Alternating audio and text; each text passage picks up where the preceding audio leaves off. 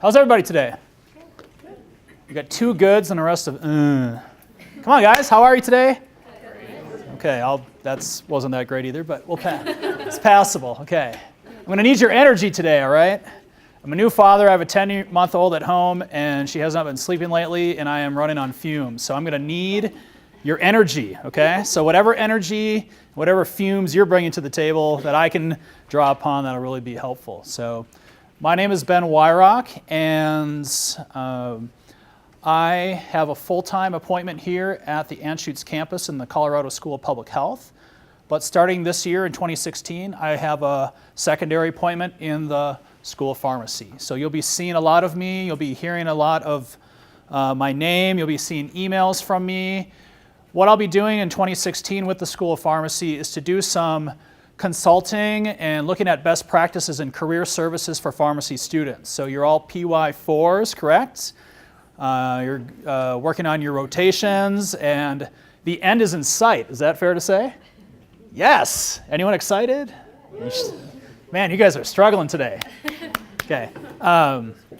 So my role with the school over this next calendar year will be to work with pharmacy students, work with faculty, work with administrators to identify what are the key needs for you as students, soon to be recent alumni, recent graduates, as you make your transition from school to the world of work, okay? And we'll be putting together eventually proposals and programming and things to help and support not only current students, but students who are making their transition from school to the world of work with career services, job searching, et cetera, okay? So that's kind of my role. So you'll be seeing a lot of things from me via email and things like that. So if you see my name via email, if you see requests from me to maybe fill out a survey or attend something, please take the time to do that, because your input will be highly valuable in creating and shaping career services for the School of Pharmacy going forward. Okay, so we really need your input. Today's session will be focused on personal branding. Today, personal branding. These are the major items or outcomes that we're going to meet for today. We'll do some, I think maybe we'll do some introductions. But we're going to define personal branding. We're going to help you to understand the importance of personal branding and how it's going to directly make an impact on your job search and throughout your career. We'll take you through a 4-step process that will help you to eventually get to a point where you have a strong handle on what your personal brand is and how to use it in your job search and in your career. And again, participation in these workshops are highly encouraged, okay? I have done this workshop probably 100 times, okay? So this is not for me, this is for you. This is for your learning. And so when I ask for your feedback, when I ask for participation, I need your participation, okay? It's to also help everyone else out in this room. There'll be some lecture and some workshop, kind of didactic learning today, but there will also be highly participatory. So we'll be asking you to participate and share and collaborate with your classmates, okay? That's what I have planned today. Is that cool with everybody? Sweet, because I don't have a backup, all right? So that's what we're doing today. Okay. Let's define some terms. Oh, and I should mention too, for those of you who want to take notes or things like that, the slide deck with all of the information will be provided for you after the session. We'll make sure we get it out to you via email. So instead of furiously scribbling down every note, what I encourage you to do is take notes on the things that really resonate with you, and then we'll get you the rest of the information later. Fair enough? Okay, cool. Let's define this term, brand. What is a brand? What does it mean? Definition? Not everybody at once. I heard a half a mumble over here. Come on, you don't have to raise your hand. You don't have to just blurt it out. Speak up. Something that's recognizable by other people. Ah, recognizable.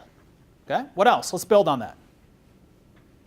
Come on, you guys think brand, you think it's unique, it stands out. Unique, stand out, something that people identify with. What else? There's quality, value associated with Sure. that. I mean, it creates something that resonates, that projects those qualities to get you to Right. buy it or use it. You got it. So what is it projecting, or what are you resonating with? The values of the product or the quality of the product or service? Yeah, absolutely. What else? They're likely competitors. Tell me more about that. What do you mean by that? You have like this sea of goods, and like you have a whole bunch of brands in those sea of goods, Mhm. and you have to somehow market one specific thing. Sure. So different industries and different markets have competitors, of course, right? So let's just take higher education. CU is a brand, it's a school, but we also compete with other schools of higher learning here in the state, like CSU and DU and all the other schools and universities, and then regionally and nationally against other schools. Okay. What else? Anything else? Connotations or things when you think about brand or branding? See, when I first was introduced to this term, I grew up in the country. I grew up in rural Minnesota, so branding to me was like, branding a farm animal, branding a cow or something like that. Okay. All right. So, you recognize any of these brands? Okay. A lot of these are healthcare or pharmacy-related brands. Okay. Now, when you look at some of these logos or some of these icons, are these brands? Just these icons in and of themselves, are these brands? No. They're logos. Okay, so what's the difference between a logo and a brand? Brand is like an entity. Yeah. Things. Yeah. Logo is just the pictorial representation. It's the representation of the brand, right? But the logo itself is part of the brand, right? So when you think of CU, for example, you think of black and gold, right? That's in anything you see with CU is going to have black and gold, okay? Anything you see with American Heart Association is going to have that emblem or some derivation of that, okay? So a logo is part of a brand, but it's not a brand in and of itself, okay? So let's define what a brand is. And this is Ben Weirach's definition of a brand, so it isn't necessarily correct. But this is what I think of when I think of a brand. A brand is a specific and intentionally crafted message that creates a feeling or connection to a person, product, or service. Okay? The key here in red, of course, is specific and intentionally crafted. Have any of you ever worked in the business world or sales world, marketing, anything like that? Yeah? You have? I'm in it. You're in it. What are you doing right now? I'm the web and social coordinator for the school. Mm-hmm. Okay. Anyone else? Sales, marketing, anything like that? Okay. The truth is that entities, no matter what entity you are, companies and organizations spend millions and millions and millions and billions with a B and billions of dollars crafting and shaping their brand or their marketing to make them stand out amongst their competitors. Okay? So that's the definition of a brand. Now what we're going to do is we're going to take the idea from the sales world, the business, the marketing world, and we're going to apply it to you as a person. Okay? Did you all know that you have your own unique personal brand? Did you know that? You do. You have a brand. Mm-hmm. Okay? You have a brand. You have a brand. You all have a unique brand. Today we're going to focus on how to bring that out, okay? So the goal of personal branding is to apply the principles of branding and marketing a product or service, and we apply it to you as an individual, okay? What we're going to be doing is we're going to be looking at and identifying your unique value proposition. Has anyone heard of the term value proposition before? I see a nod right here. I'm going to assume, yeah. What's value proposition? Yeah? Adding value, right? Anyone else? Value proposition? This is what value proposition is. Why should I buy this versus that? Why should I buy a Lexus versus a Kia? Why should I buy a cup of Starbucks coffee versus Dazbog? Why should I shop at Home Depot versus Lowe's, or King Soopers versus Safeway? Okay? Or why should I buy this craft beer versus that craft beer? I'm a craft beer guy. You hear a lot of beer references from me. Okay? That's value proposition. This versus that.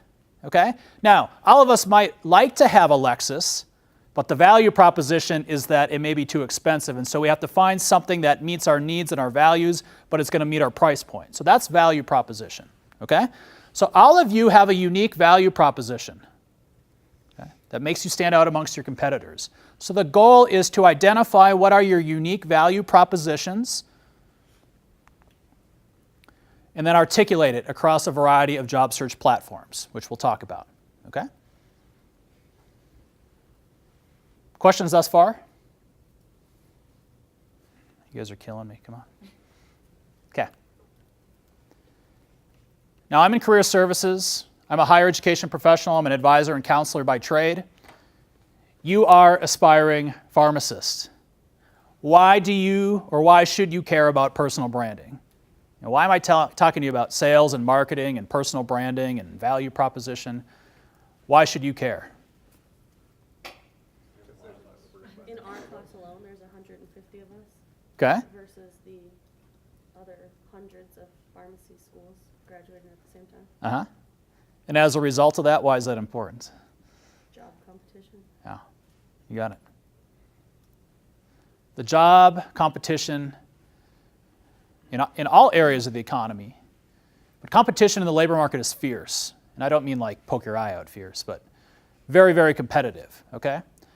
I just did some, looked up online, recent Bureau of Labor Statistics, so this is national data, that there's 3% job growth for pharmacists in the next 10 years, okay, which is at or slightly below national average. This is not a high growth compared to other areas like tech and STEM and biotech and bioag and other things that are in the science area, okay?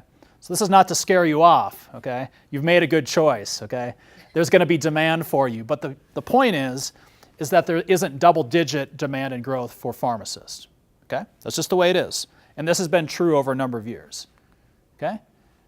And as you had mentioned, you're going up against not only people here in this classroom. So look at each other right now. Look, take a 360 view of everybody in this classroom, right? Okay? These are your competitors, folks. Okay? The folks who've been blood, sweat, and tears, studying, heartache, etc. for the past 4 years. These people that you've developed bonds and relationships and study groups and helped each other out getting through your pharmacy process are now going to be your competitors for jobs and fellowships. Okay? So be nice to each other, okay? Don't poke each other's eyes out, okay? Plus all of the other competitors from all the other schools of pharmacy across the country. Okay? Raise your hand if you are a Colorado native or you've lived here for a long time. Okay? About half. How many of you would like to stay in the state of Colorado intermediate to long term in your career? Okay? About half as well. Okay? The state of Colorado, as you know, is a very, very attractive place to be. Great industry. I mean, look at this. Okay? That's why people come here. Okay, that's why I came here. Okay. So there's a lot of competition out there, and if you want to stay local or in the Colorado market, it's going to be even magnified a little bit more.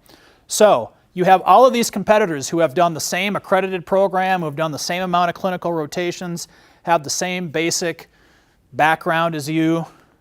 So it is of utmost importance for you to understand and master the understanding of your personal brand and your value proposition, and then be able to articulate it. Because if you cannot do that, then you will struggle. It is those who can articulate their value proposition to an employer or to a fellowship provider to sell it across their entire job search experience. Those are the folks who are going to get opportunities. Okay?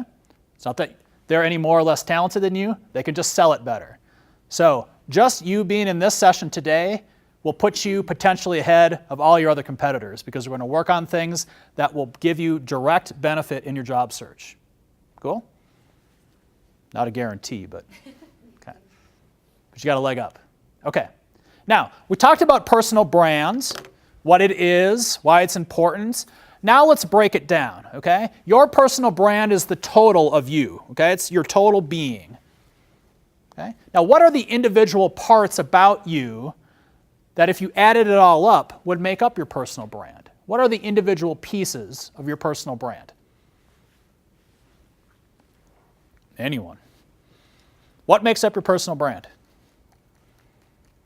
Your strengths and your weaknesses. Strengths and, what kind of strengths and weaknesses? No, but I'm talking about what? Like strengths in what?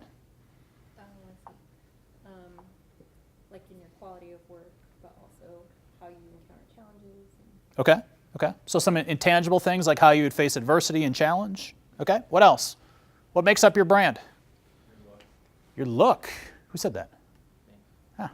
Stand up, sir. What's your name? Nick. Nick. I'm Ben. Nice to meet you. Nice to meet you. Let's check out Nick's brand here today. Pretty styling, huh? I try. Okay. Okay. Now, Sean can attest to this because we had a meeting. I think it was last week we met, right? Did I look like this last week? No, No. What did I look like last week? a lot more casual. Yeah, I had a hoodie But yeah, and some borderline acceptable jeans. And I extended my no-shave November beard into December and January, so it was looking pretty gnarly, okay? Okay? But I knew that I was going to be presenting today to a high-level audience, so I cleaned it up. Shaved the face, wear some halfway decent clothing, etc. Okay? So if you would have compared me in my look to, what's your name? Nick? Yeah. To Nick, okay? Nick definitely would have stood out as more polished and professional. Okay? Look at this guy. Sharp, okay? Belt matches the shoes. Kind of business casual, but he's got the tie, so he's taking it up just another step. Okay? Cool. Do you guys like this brand? It's okay. Thanks, man, for your help. Okay. Give him a round of applause for standing up front. Okay. What else? What else makes up your personal brand, folks? Experience. What do you mean by experience? Work experience. What do you do? Your job role or job title. Yep. What else? How many years of experience? Are you entry level? Are you mid-management? Are you an executive, right? Okay. Not just paid work experience, but volunteer. What are you guys doing right now? Rotations, okay? Clinical rotations, that's experience. You're getting on-the-job training and experience. What else makes up your brand? How you play with others. How you play with others. Yeah. How you play in the sandbox. Collaboration, teamwork, traits, things like that. Yep. What else? Some of the answers are on here. What's that? How you carry yourself. How you carry what do you physically carry yourself? What do you mean by that? It's a little bit of both. Okay. The attitude that you have about yourself. Yeah. Your attitude, your confidence level, nonverbals like eye contact. Okay, we did a handshake earlier. Okay. What else? Other parts of your brand. Come on, folks. There's all kinds of stuff. Education, yeah, that's the obvious one. Okay. All of you have a bachelor's degree, I presume, and you're currently finishing your PharmD. Okay. And not only your education, but where you went to school definitely is part of your brand. So for graduate school, I went to Michigan State University. Any MSU alums? Any U of M alums? Ah! Just kidding. What's your name? Mary. Mary. All right.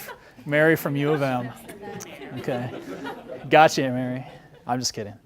I'm not a Michigan native. So are you a Michigan native? No. Okay, cool. So it's not a big deal. So I went to graduate school at Michigan State. So it's go green, go white, Spartans, Spartan basketball, Spartan football, helping each other out. So whenever I see somebody on the street wearing a Spartan sweatshirt, it's go green, go white. Sometimes there's a high five. There's, it's all about the brand, and we know each other. And we are much more likely to help each other out.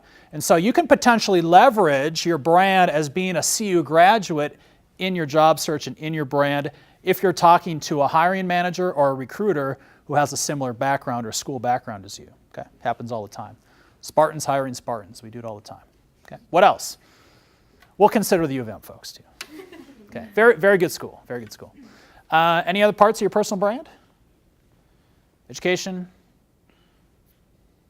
Training? Anyone have any additional training, certification, previous to coming here? Okay. Okay, here we go. First area is what I call knowledge, skills, abilities, or KSAs. You may have heard of this acronym if you've ever looked at or applied for or have worked in the federal government. They look at KSAs.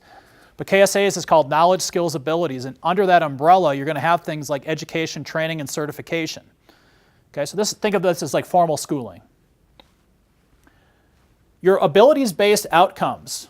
Do you guys know all of your abilities-based outcomes off the top of your head, all 14 of them? You should. We have a set of competencies based on concentration in our School of Public Health, which is just like your abilities-based outcomes. Okay? The reason why you want to know these or review these as you get very close to applying for jobs and marketing yourself is because every single thing in your abilities-based outcomes will be asked about in some way, shape, or form or derivation in an interview setting.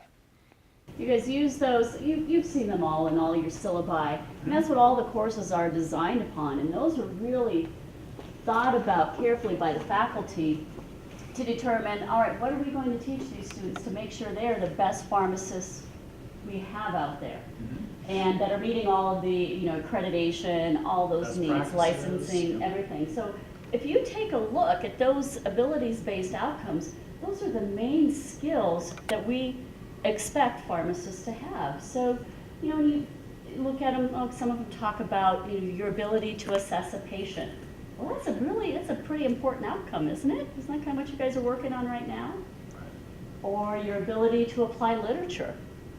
So just take a look at those and really take a look at where you excel. You'll have passed all of them, I guarantee, if you walk across that stage. But really take a look which of those outcomes, which of those kind of buckets of skills do you think you really shine in? Because I'm guessing if someone were to write them down, there'd be probably however many people, that many different combinations among you all. So that's part of the brand. Yep, absolutely. Thanks, Sean. You guys all know Sean? Okay, just checking.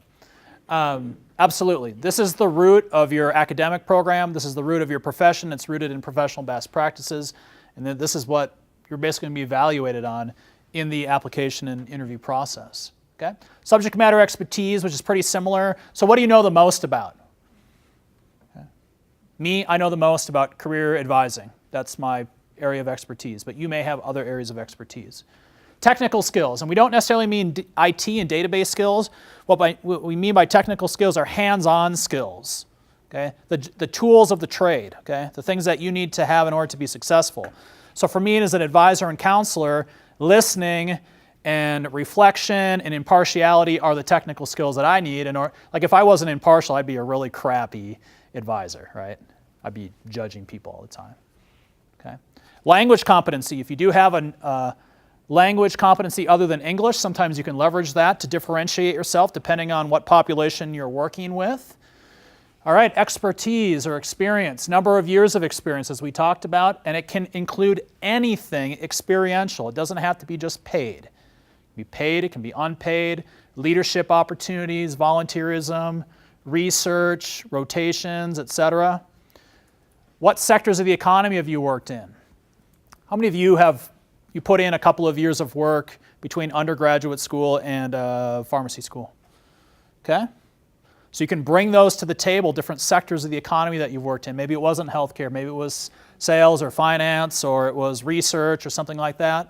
And then job roles or job titles and the job descriptions or the job tasks that go along with them. Okay, so that's your experience. Those are all tangible things. Those are things that can be quantified.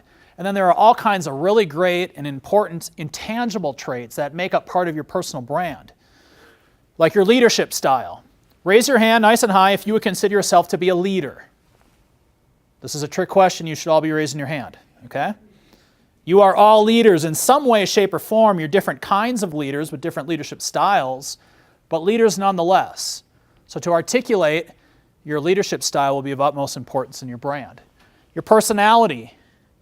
I think in orientation, you all do the Myers-Briggs or have done the Myers-Briggs in the past, okay? So dust off that Myers-Briggs from 4 years ago and look at your ENFP or INFJ or ISTJ or whatever you are. Okay, that's part of your brand. Okay, if you've taken the Strengths Finder, which talks about your strengths or your talents, that's part of your brand. Teamwork, how you play in the sandbox together, how you collaborate. Transferable skills like public speaking or other skills that you bring from other sectors of the economy that you've worked in. And finally, how you present yourself to others, as Nick was telling us about. So what you wear, how you write professional emails, your grooming. Again, I had the nasty looking beard. At least my wife thought it was nasty. I thought it was pretty cool. Your body language and also your online presence, which we'll talk about here in a bit. Okay? All of those little pieces, you add it all up, and that equals your personal brand. Okay? Questions thus far? Hi, welcome. Please join us somewhere in here, please. Punctuality is part of your personal brand.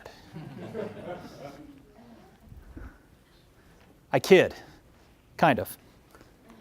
Okay, so here's what we're going to do. Now that we've defined terms, we know what personal branding is, we know what makes up a personal brand, now we're going to start to work on your personal brand today. And this is our 4-step process. First thing we're going to do is we're going to help you to identify the individual pieces of your personal brand, okay? Those little parts. Next thing we're going to do is we're going to take those little parts and we're going to build it. Okay, we're going to take those little puzzle pieces and we're going to build it into that total puzzle, that total brand that is you. The third thing that we'll do is we'll talk about how you can communicate your personal brand, all right? And finally, the fourth thing we'll talk about at the very end are tips on how to maintain and evolve your personal brand over time. All right, so that's our 4-step process. Okay. I've got a quick video, and I hope that it works. I should have tested it before I put it up here. Let's see if it works.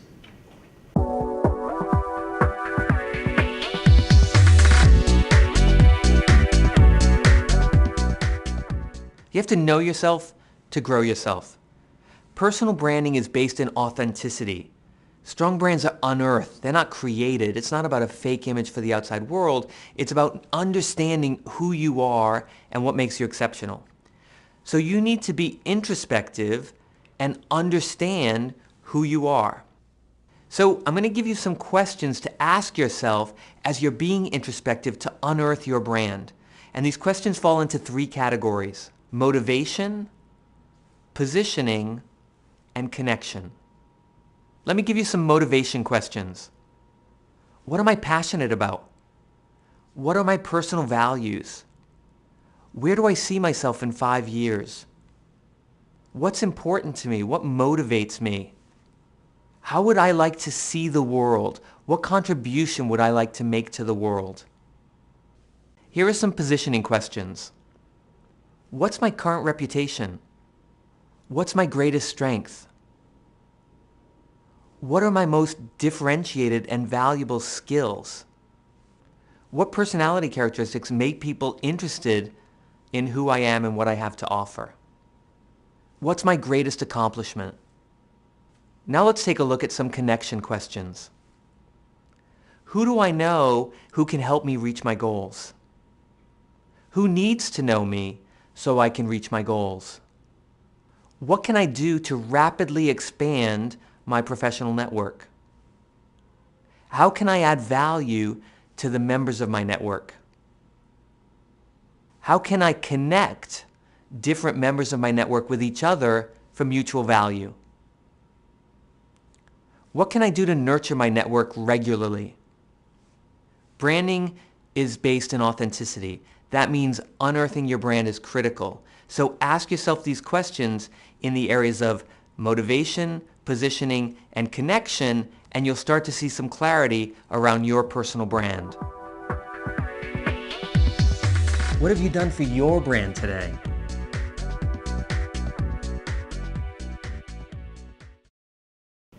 Cool. That's what we're going to do today in a nutshell. So now the handouts or the packets that I gave you, you can now turn them right side up. Thank you for flipping them upside down, because they add the answers to all of my questions I was asking you earlier. Okay, exercise number 1. The first thing I want you to do is to write down 5 potential value proposition items about yourself, okay? Now, the key to doing this is to focus primarily on the knowledge, skills, abilities, and the experience piece, okay? And then round out with something about your leadership or your speech or your employability skills or communication, okay? I would say 3 out of the 5 or 4 out of the 5 on this list should be rooted in something that's tangible, like work experience or abilities-based outcomes or something like that. Does that make sense? Okay? Now there's, of course, more than 5, but I want you to write down 5 things about you, okay? Go ahead and work on this. This is an individual activity, so there should be minimal talking. Okay, great. Work on that last item. Really important that you have 5, or try to get 5 down. Again, you have more than 5, but for the purposes of our exercise today, we'll work on 5 that you've listed. Okay, how many of you had difficulty with this exercise? Okay, why? Why did you have difficulty with this exercise? I just don't typically think of myself in this way. I think of more the weaknesses instead of the strengths. Sure. That's what happens in school. Yeah. Is that anyone else's experience? I don't think of my strengths. I'm always thinking about how I can improve. That's probably the most positive spin on it. The most negative spin is that I suck and I need to get better, or always thinking about our weaknesses. Okay? It's true. We, in most academic settings, from the time that you were a little kid, you focused on and got more attention in areas in which you were deficient, right? So if you brought a report card home as a little kid and you had an A, 2 Bs, and an F, okay, about 90% of the parents would put primary emphasis on the F and really hammer home on that F, okay? I got a couple Fs in college, okay? Anyone get an F in college? No, we're pharmacists here. Okay, 1, okay? So I'm not a science person, okay? I'm basically the opposite of every one of you. I got an F in college algebra. I took it over, got another F, I took it a third time, and I got a D. It was the most awesome D I've ever earned in my life, okay? But I spent so much time. I had tutors through the school. My parents helped me to pay for an additional tutor and worked with the faculty to get me to a 60.5% in college algebra for non-science majors. Like, that's how hopeless I am in math, okay? It's just not how I'm wired, okay? And that's how we are, okay? That's how we brought up in school, is to focus on the deficiencies, okay? We're also usually programmed to not brag about ourselves, right? To be humble, to not talk about ourselves, to kind of fit in and, that kind of thing, and not be, so braggadocio and so cocky, okay? We don't like people like that, right? Who are too cocky, okay? So we're not being cocky here. We're simply trying to tap into what our strengths are and what our value proposition is, okay? So it's totally normal if this is a tough exercise for you, okay? However, you're going to have to get over it, okay? You're going to have to work through it in some way, and that's why we're doing this, okay? Because the goal of job searching and trying to brand yourself is to highlight the best things about you and then try to sell it and articulate it, okay? Which is what we're focusing on today. So if you have trouble with this exercise, one thing that I would suggest that you do is to pair up with a trusted friend or colleague or faculty member and basically pose the question to them. When you think of me, based on what you know about me in our interactions and my work in class or my interactions and experiences with you in the workplace, what is your impression of me? Okay? What do you think I'm good at? What do you think the Ben brand is? What do you think the Nick brand is? Okay? Now, if you ask this question, you have to be open to feedback. Okay? So you can't ask questions and then get bent out of shape when you hear something you might not want to hear, okay? But it's for your own good, okay? And that's why you seek out people that you know, because they're usually going to give you a fair and honest assessment of who you are, okay? So do that. Take advantage of that. Don't ask your mom, don't ask grandma, don't ask your partner, because they'll probably say nice things about you, okay? That's really not what you're going for here. You're looking for people in the professional world, colleagues, classmates, preceptors, folks that you've interacted with in clinical rotations or current work. Those are the folks you want to seek out, okay? Tap into your Myers-Briggs and your StrengthsFinder assessment results, okay? So if you're looking for things or words to describe your skills or language to describe your talents or your personality, that's what those assessments are for. They give you a language, words to describe what you're good at, okay? Does anybody know their top 5 strengths off the top of their head? Nobody? I know my 5. Command, competition, significance, ideation, and maximizer. Those are my top 5. And that's all I talk about when I do interviews. I don't talk about the things I suck at unless they ask a question about it. I talk about what I'm good at, okay? And again, revisit those abilities-based outcomes that Sean was reinforcing as well, okay? The abilities-based outcomes give you language to describe exactly what you should be good at least at a basic level by the time you leave and graduate. and take a look at the items and identify the outcomes, the abilities-based outcomes that you have high levels of strength, that you're really good at, that you have strong mastery of, and you can hang your hat on, okay? Like, I can do all of these competencies basically, but what I'm really good at are these 5 things, okay? That's part of your personal brand. So there are tools and people that you can work with or look at or reflect upon or talk to that will help you to better understand these value proposition items if you struggled with this particular activity, okay? Cool.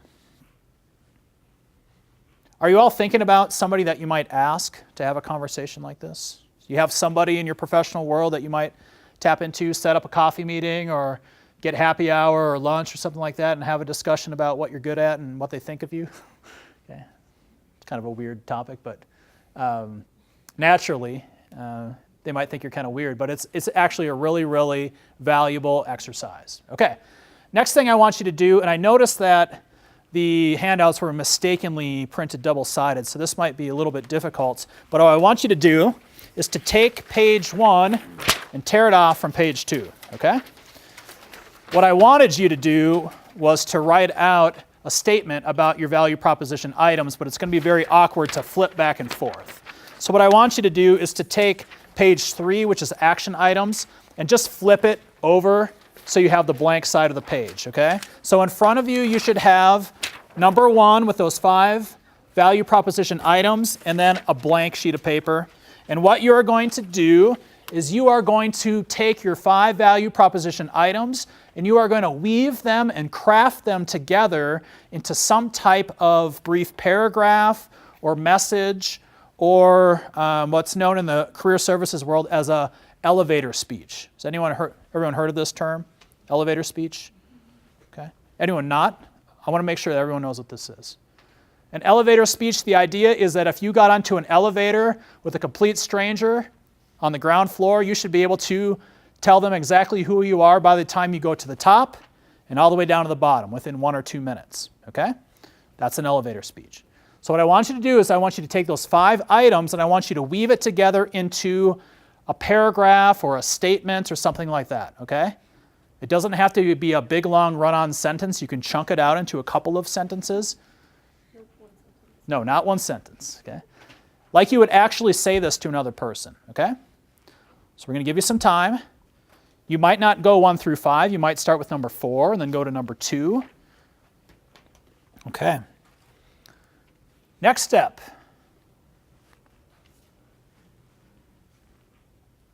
We're going to have you share your elevator speech with another person or persons. We're actually going to go for shoot for a goal of sharing it with 2 other people.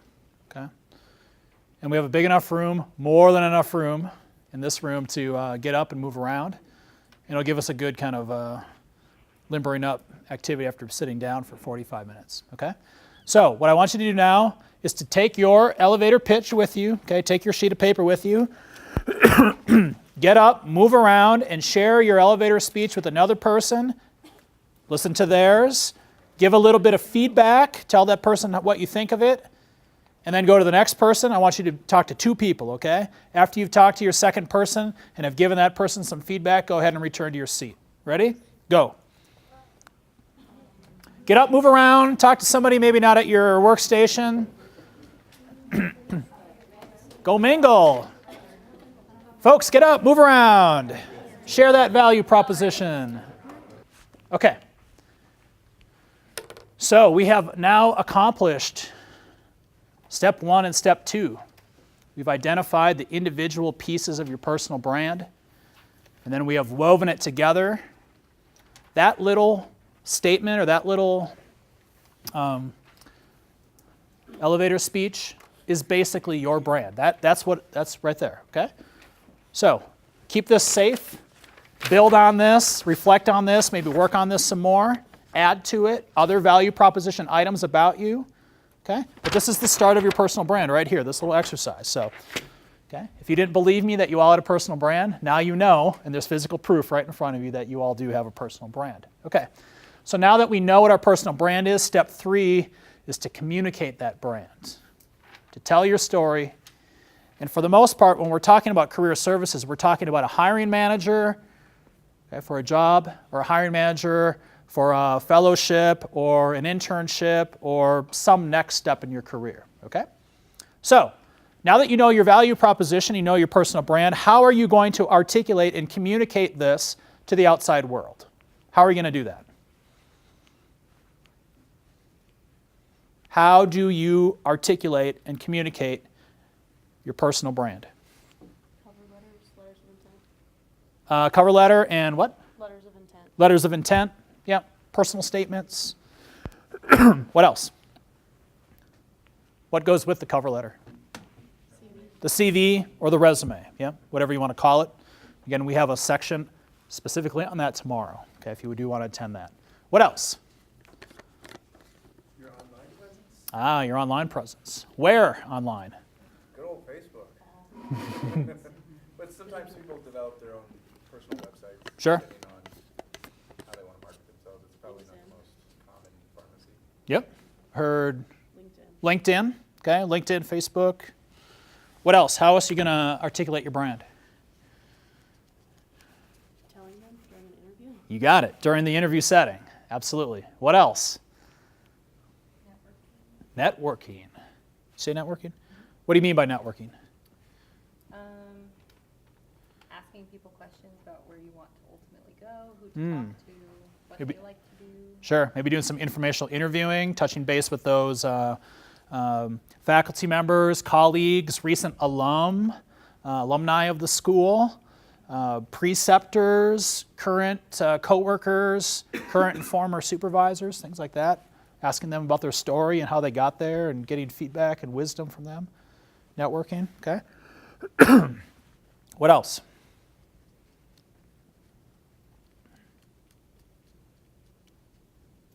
Okay.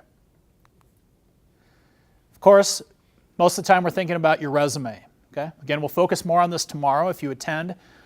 Specifically on your resume, a great way to market yourself and communicate your personal brand is at the very top in some type of professional summary, summary of qualifications, etc. And we'll talk more about this tomorrow. Okay? Cover letters or personal statements or letters of intent. Okay?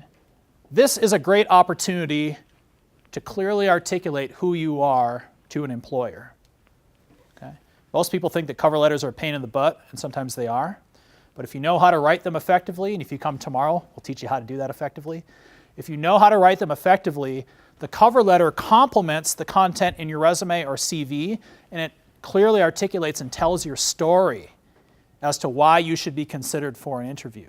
Okay? So if you can master the cover letter, you can basically tell the employer, this is why you should call me for an interview, A, B, and C reasons. And those reasons come straight from those value propositions that you just wrote down. Okay? So you're going to communicate that through a cover letter or a personal statement. Personal statements are usually used in a setting like fellowships, internships, things like that. They're very similar to a cover letter, but the difference is that usually a personal statement has, as the name indicates, a little bit more blended elements of who you are as a person, like your personal story, how you got to this point, maybe a mentor that really impacted you, but it should still be primarily focused on your skills and abilities that are tangible as a pharmacist, but with more personal elements woven into it. So it's kind of like a little more personalized story about you of a cover letter. Okay, it's just a little more personalized style of a cover letter. Okay? So the professional summary on a CV or a resume, it's optional. Okay? And if you attend tomorrow, we'll talk about how to set up a CV versus a resume versus a combination CV resume. There are some best practices in pharmacy as to how to set up a CV, but those best practices for the most part have kind of gone by the wayside and are kind of lost. So there's all kinds of different ways to do a resume or a CV. But a good way to tell an employer exactly who you are immediately is near the top of your CV is to have a strong professional summary. Okay? And your summary, those 4 or 5 bullet points or that very short little paragraph, can come directly from these value proposition statements and this little elevator speech that you just wrote about yourself. Okay? So you're starting to see how important that the personal brand is and how you can use it in different settings, how you can use it in every step of your job search. Okay? Think about the summary of you or the summary at the top of your resume or CV as an abstract. Okay? People sometimes when they hear abstracts, they want to throw books at me. Okay? How many abstracts have you read over the last 4 years? Okay? Lots, probably. Okay? What is the purpose of the abstract at the beginning of a research paper? Tells you exactly what you're going to be reading, gives you a summary, right? Isn't that what personal branding is? Isn't that what a professional summary is at the top? And it also sets the tone for the reader and gives them context to know what to expect throughout. It also tells the employer or the reader whether or not they care to keep reading. Okay? So when you read that abstract, unless it's assigned for school, right? It'll tell you whether or not you want to keep reading. Like, oh, that doesn't sound interesting. Next, okay? And that's the same idea with an employer. Okay? Communicate while networking. Networking is of high importance. We're not going to go into everything about networking and its importance today. It's not the primary topic. But the first thing that is really important for your personal brand are nonverbals. We mentioned this a little bit earlier. I was talking about Nick and how classy and spiffy he looks today with his tie and this kind of cool salmon orange color shirt. Kind of creamsicle almost. It's pretty sweet. Yeah, creamsicle. Yeah, I like that. I like that. Okay? Your nonverbals, the way that you present yourself physically, are really important. So, when you're talking to somebody, you need to make good eye contact. And this sometimes can be a struggle for people who are more introverted in their personality. So if you've taken the Myers-Briggs and your preference, E and I, is more preference for I, then things like talking about yourself and making strong eye contact over the course of an entire hour in an interview, okay? Okay, can be a struggle for those types of people, okay? So if you're interacting with somebody and you're interviewing with somebody and you're looking everywhere but their eyes, that is indicative of your personal brand, and it's usually not a good brand to be putting out there, okay? Your attitude. We talked about attitude and just kind of general attitude. People can tell whether or not you're in a bad mood or a good mood very easily through your nonverbals, okay? I can look at my coworkers right away when they come in the morning. They all walk by my office, and I can see them walk by, and I'm like, bad day in traffic today, okay? Your posture. Your grooming, right? I had that gnarly beard that I was telling you about. Okay? The way that you dress, the handshake. We'll do this on Friday when it comes to interviewing. We're going to actually do practicing of handshakes. Did anybody shake each other's hands before you told each other your personal brand? Okay? The handshake is super important. We'll talk about that. And also hand gestures. You might notice from me, I'm pretty outgoing. I love giving presentations, and I talk with my hands all the time, okay, to make emphasis and points. So your hand gestures, the whole package of who you are from the nonverbal perspective. Your elevator pitch. Okay, we worked on these today. So if you are in any type of networking setting, if you're talking to an instructor, if you're going to a speaker or a presentation, or if you're going to a conference, or if you're doing informal networking, like you're on a clinical rotation and your preceptor, hey, I want to introduce you to this person. You got to get to know this person. That is a form of networking, okay? What I'm going to encourage you to do is to start thinking about every single opportunity from here on out through the rest of your career as a potential way to network. Okay? So if you're at your practicum or your clinical rotation site and maybe you're in the cafeteria if they have one and you're standing behind somebody waiting for lunch, talk to that person, introduce yourself, give them your elevator speech. You never know when that person might be able to open a door to a new opportunity for careers or referrals to another person for networking. Okay? And the tell me about yourself, and Mary and I were talking about the tell me about yourself, right? So what were we talking about there? That you hate it, right, basically? You don't like that question? It's the most important question, but everyone will always ask you that, and I never really know what they want. Sure. I mean, I do, but I just don't like it. Sure. Yeah. Okay? You now can answer the tell me about yourself question with this stuff right here. Okay? So if you're at a conference and you're sitting down before the session starts, and a person you've never met before who's in your field sits down and they say, good morning, hey, good morning. What's your name? Oh, Ben Wyrock, where are you from, et cetera, et cetera. So tell me about yourself. What do you do? Boom, you launch right into this. Okay? You launch right into your little elevator speech. You launch right into your personal brand. Okay? How many of you have business cards? Cool. Okay? If you don't have business cards, I would highly suggest that you procure yourself some business cards. You can actually order business cards through CU, through the print shop. You can make your own business cards, like Vistaprint. Go online, create some business cards. But they're great for networking. They're great as leave-behinds in networking opportunities. I always have business cards on me. Always, always, always, at all times. I have a minimum of 5 at all times in my wallet. I have them in my Padfolio. I have them in my bag. I always have business cards. They're great leave-behinds, and they're a great way to remind people and to reinforce your personal brand after a meeting or after an interaction of some type. Okay? Business cards, really important.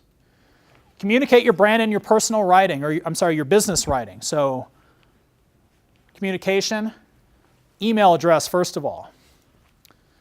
How many of you have a professional email address, semi-professional, a Gmail account, like some piece of your name or something like that? So I used to work in undergraduate admissions. Okay? So I did recruiting and traveled to high schools and college fairs and talked to juniors and seniors and transfer students from community colleges. And I saw some of the most unprofessional, terribly branded email addresses that you could ever imagine. Okay? cheapvodka69@hotmail.com. Okay? I'm not kidding. That was one of them. Okay? Partygirl612, which is the Twin Cities area where I was living. Partygirl. Okay? This is not a good brand. Do you think that a college wants to admit cheapvodka69@hotmail.com? Okay? That was an actual email address. I'm not joking. Okay? Terrible brand. Now, this is a high school junior, right? They don't get it, this branding thing. Okay? But you're going to be making some type of transition into the professional world, so make sure that your email addresses are appropriate. Okay?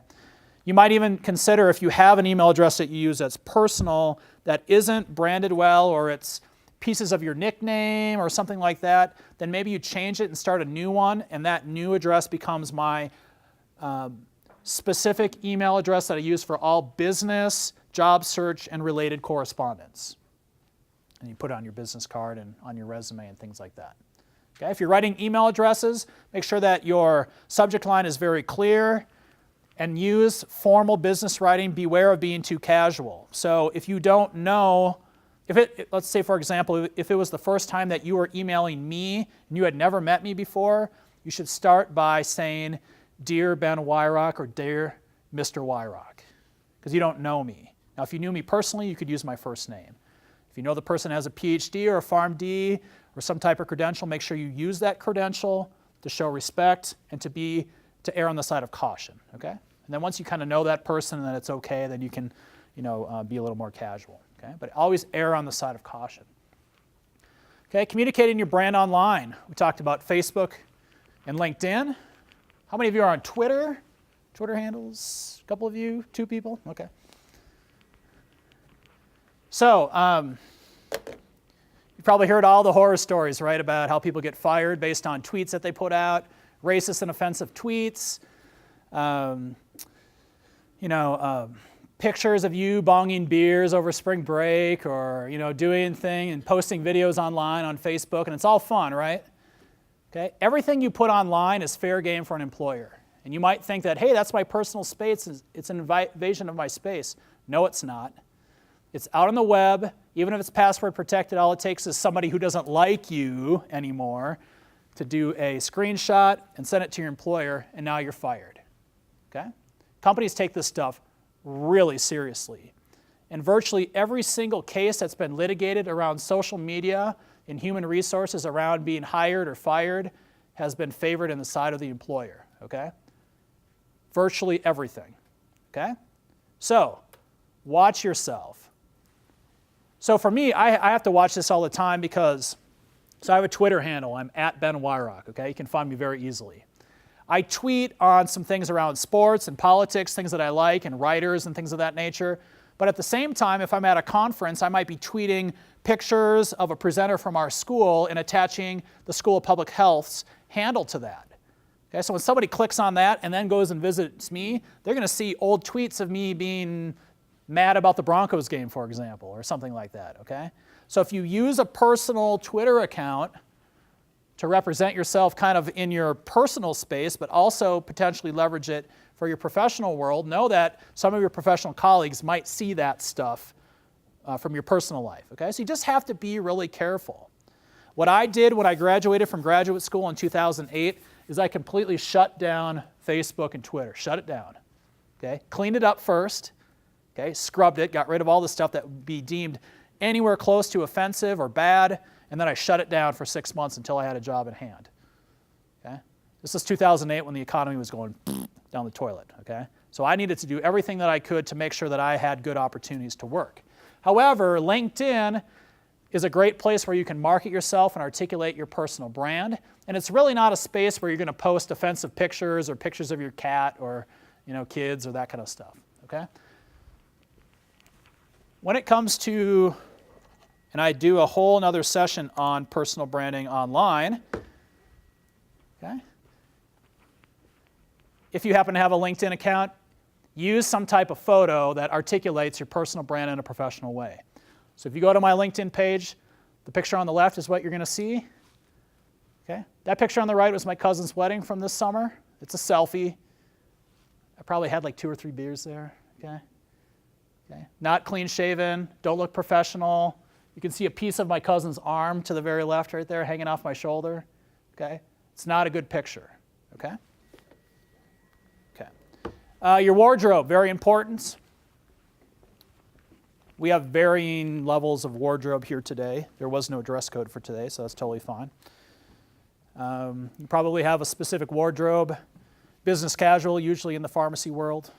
You have some type of coat on or other apparel on top, but usually not a hoodie and jeans, okay? When it comes to interviewing, these are classic examples of images or clothes that a female identified person might wear and also a male. Okay, so the standards kind of apply. Always be conservative. Dress 1 to 2 steps above your current dress work code. So that usually means a suit or suit separates, a suit basically, an interview suit. Think about maybe the clothes that you wore for your interview for pharmacy school. Probably wore some high-level interview clothing. Should probably match the same level. Okay. All of us in this room are too casual for an interview. Every single one of us, even the folks with ties or with dress clothes or whatever, we're all too casual, okay? So we'd all have to step up our games quite a bit, okay?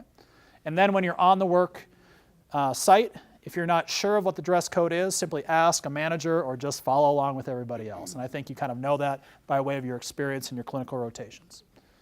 Okay? Once you get the foot in the door, you do a good job on your cover letter, resume, you've networked well, you have a good online profile, you look the part, then you show up for the interview, and that is where you really hammer home your brand. You continue to hammer home time after time after time with examples and answering the questions that are indicative of your brand. And we'll cover this on Friday, but these are some typical, broad, open-ended questions that are asked in virtually every interview, like, tell me about yourself, okay? What strengths do you bring to the table? What are you good at? What value can you bring to the team? What technical skills, what pharmacy skills do you have? What settings have you worked in that would be valuable to us? Tell me about a time where you were in this type of scenario. Tell me about a time where you were stuck with a really bad classmate on a group project and how you handled it. Okay, something like that, scenario-based. We'll talk about this on Friday. But basically, all of these questions are code for tell me about some aspect of your brand and give me an example and a story. Okay? So that's why personal branding is really important. It's at the heart of interviewing. Okay? We'll talk about interviewing on Friday. Okay?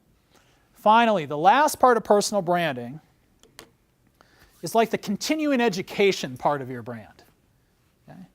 Which is not what you guys want to hear, right? You're not even done with school. You certainly don't want to hear about more training and more continuing education and CEUs. We'll do that later. Okay? But even though we're talking about understanding your personal brand now, be aware that you will always have to maintain and evolve your personal brand as you progress through your career, okay?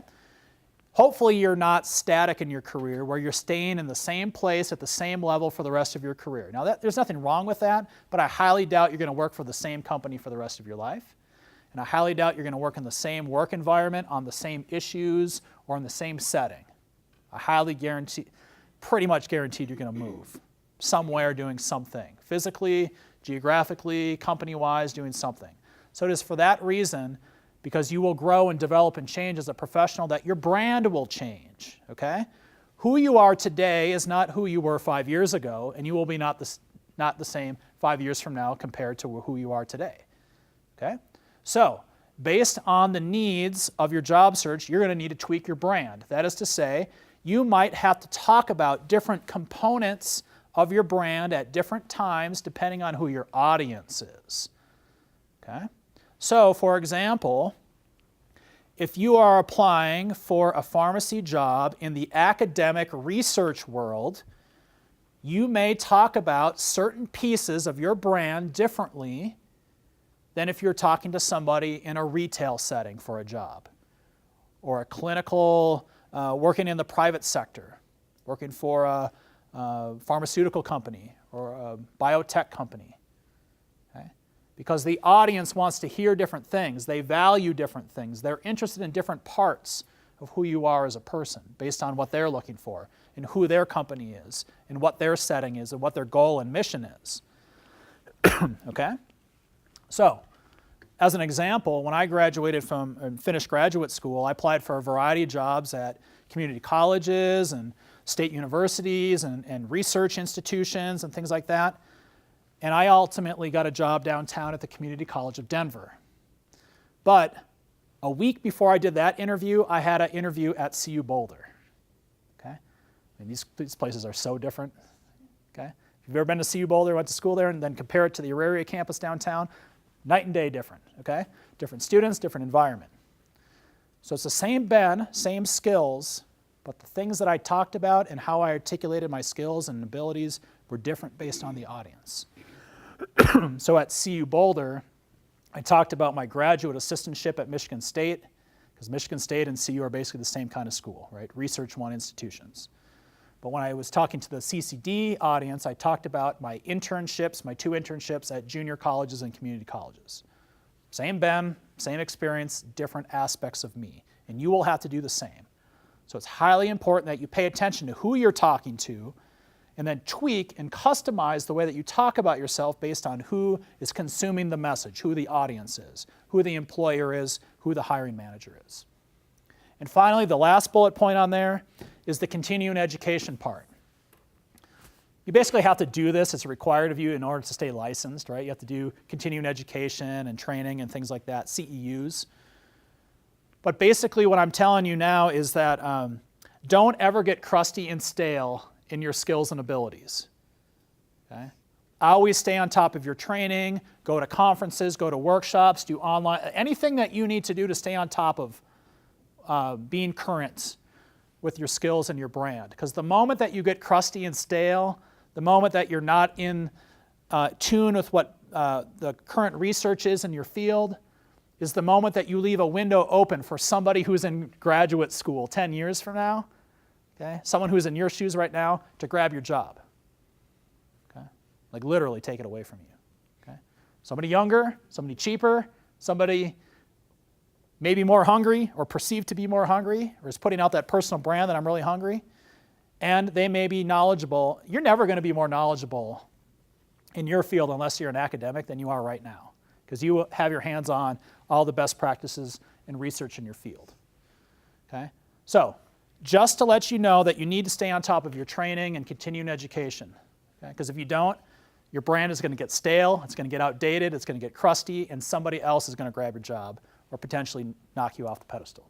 Okay? So go knock somebody off the pedestal. Okay? Go do that right now. Okay? The last sheet that I have for you is ungraded. It's an ungraded assignment. What I want you to do is spend a few minutes, like 2 or 3 minutes,